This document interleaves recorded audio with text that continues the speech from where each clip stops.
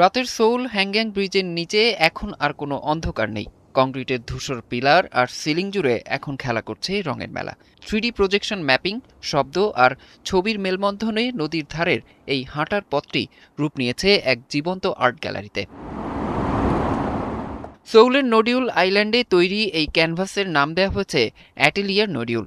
হ্যাংগ্যাং ব্রিজের ঠিক নিচের অংশকে ব্যবহার করে তৈরি এই ওপেন এয়ার ডিজিটাল গ্যালারি উদ্বোধনের পর থেকেই মুগ্ধতা ছড়াচ্ছে স্থানীয় ও পর্যটকদের মাঝে।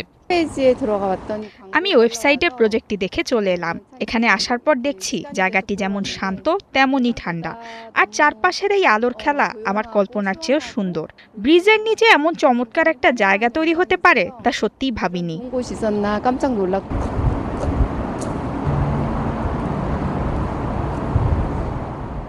সোউল মেট্রোপলিটন সরকারের mega project Nodeul global art আইল্যান্ডের অংশ হিসেবে এই উদ্যোগ নেওয়া হয়েছে। ব্যস্ত নাগরিক জীবনে এমন প্রদর্শনী সোউলবাসীকে দিচ্ছে এক ভিন্নধর্মী বিনোদনের স্বাদ। শুধু আলোর প্রদর্শনীই নয়, ভবিষ্যতে এখানে ভাসমান স্টেজ, আর্ট প্যাভিলিয়ন এবং পরিবেশ বান্ধব পার্ক যুক্ত করার কাজ চলছে।